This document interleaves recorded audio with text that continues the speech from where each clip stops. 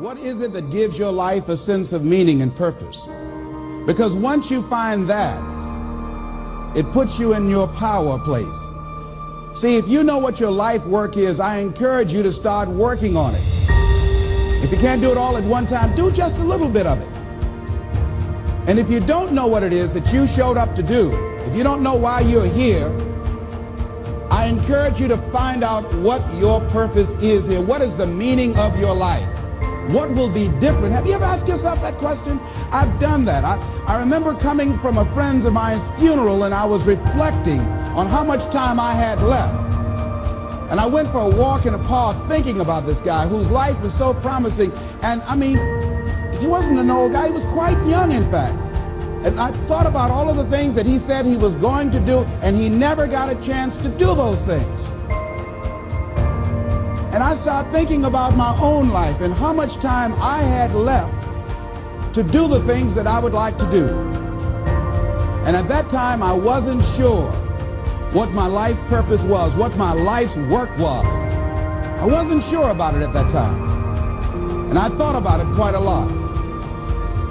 I had some idea, but I wasn't convinced, and I don't think I felt worthy. I didn't believe that it could be me to do this kind of work that I'm doing right now. And I say to you that if you begin to take a conscious effort to find out what it is that you're supposed to do, I say that it can literally save your life. I said that it can literally save your life. 85% of the American public, according to recent studies, are going to jobs that they hate, working on jobs that do not challenge them. They get sick thinking about going. Because see, when you go to a job and you already know how far you can go, you can already see that proverbial glass ceiling. See, when you're going someplace and you already know how much you're going to make, you already know how far you can go, you're in a dead-end position. It erodes your self-esteem. It lowers your sense of yourself. It creates an inner turmoil. It creates an emptiness in you.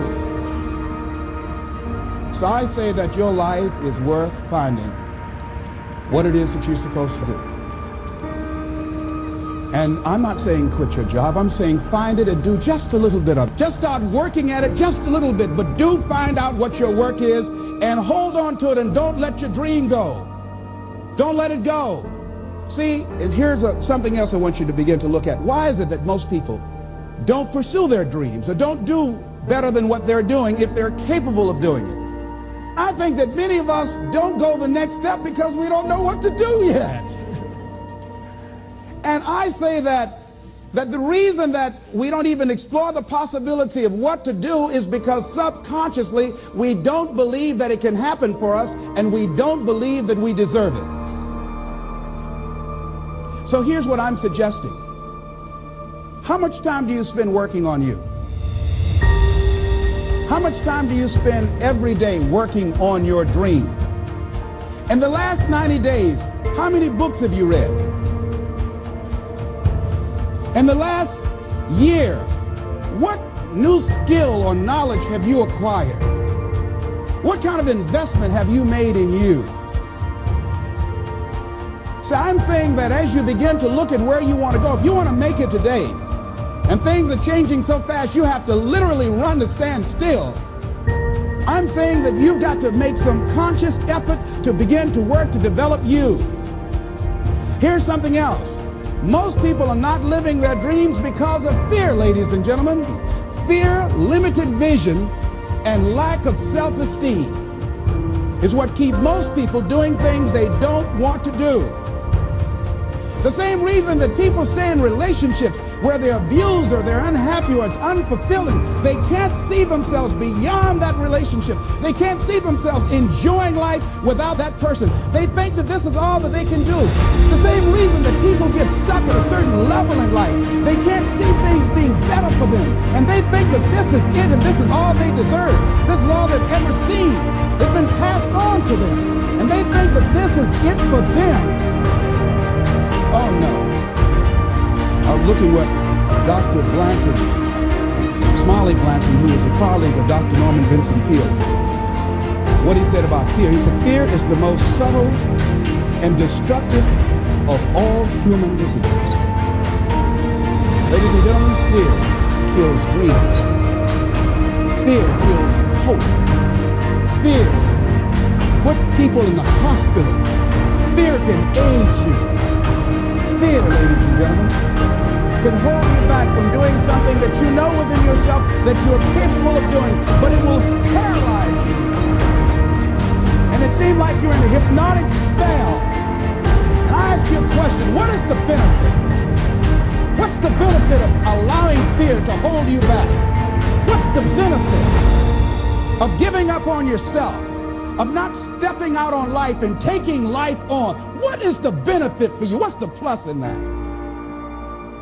It's one of the things I had to ask myself. So I didn't want to make any mistakes. I wanted everybody to like me. I wanted to be perfect the first time I did something. It's not going to happen. You're going to make some mistakes. You're going to hurt some folks' feelings. You're going to create some enemies whenever you decide that you want to begin to take life on. You've got to ask yourself, how long am I going to allow this to hold me back?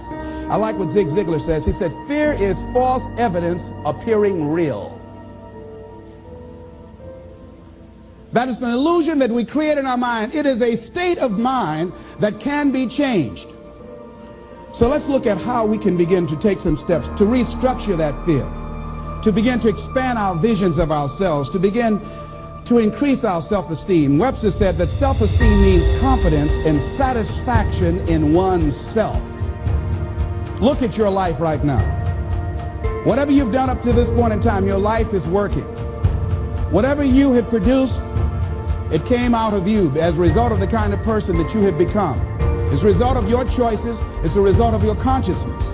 Now you have to ask yourself, are you satisfied with what you have produced? Is this what you want? Would you like for things to be better than this? Do you believe that you deserve better than this? Or are you content? This is it. You don't have to do anything else. That you've already resigned yourself in life and say, well, I'm happy. I'm not starving like the people in Calcutta. Are you allowing yourself to get off the hook like that? Or do you believe somewhere in the back of your mind or in your heart that there's some other great work for you to do? There's something else that life has for you. And that's why you're here. How do we handle this fear factor? How do we increase our self-esteem? You have to begin to fortify yourself. How do we do that? I believe that you have to begin to consciously monitor your inner conversation and start talking to yourself.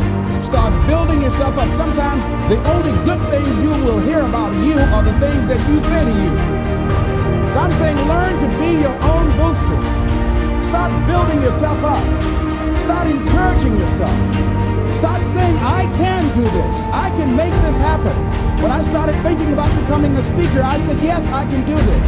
I can make this happen. When I start trying to convince myself I can be a businessman after flopping and failing and losing thousands of dollars and feeling stupid and dumb and having people take advantage of me because of what I didn't know, I had to talk to myself because people were saying to me that I was dumb. And somewhere in the back of my mind, I was saying, you're right, look at what I've done.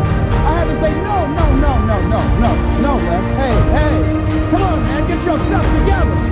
You can handle this, you just haven't figured it out yet. It's all right, this is your training period. This is the tuition you have to pay for what you don't know. You can do this, other people have done it. It doesn't take an Einstein.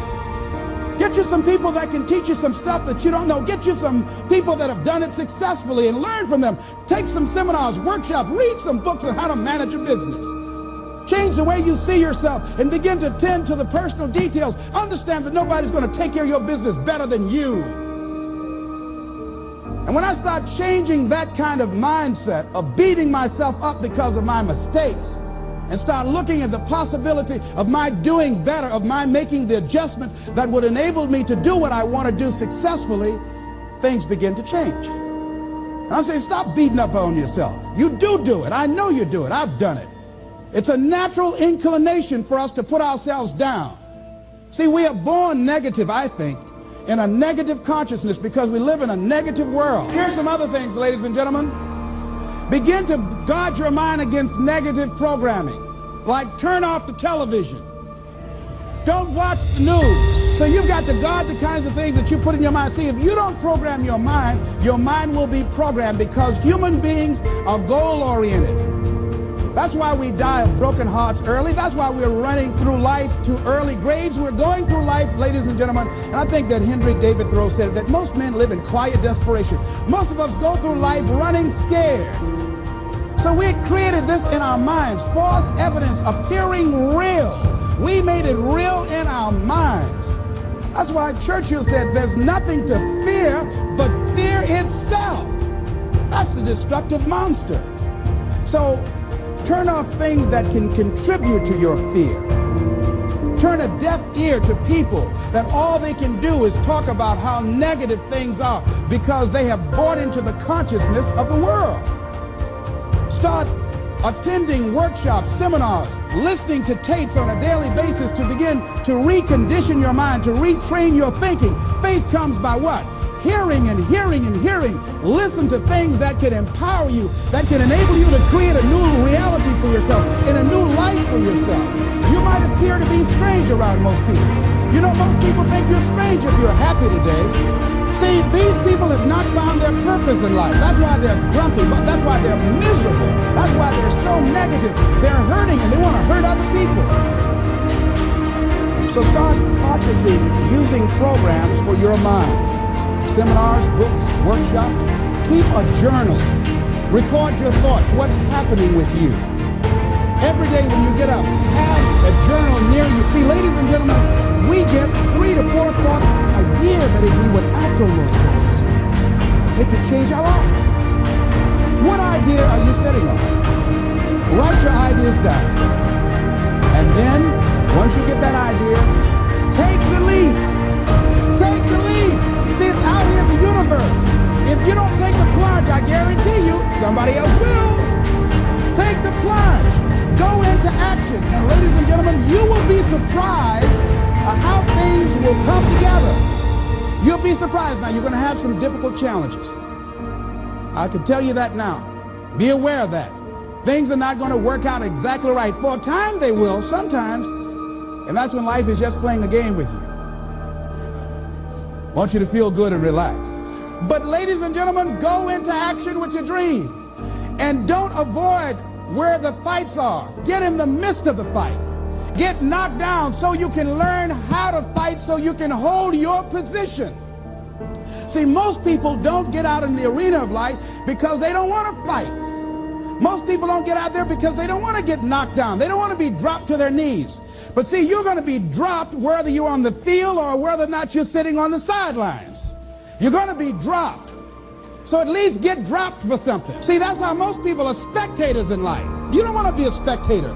You want to get out in the field where the action is. And you will be amazed. After the struggle, there will be a calm period and things will begin to click for you.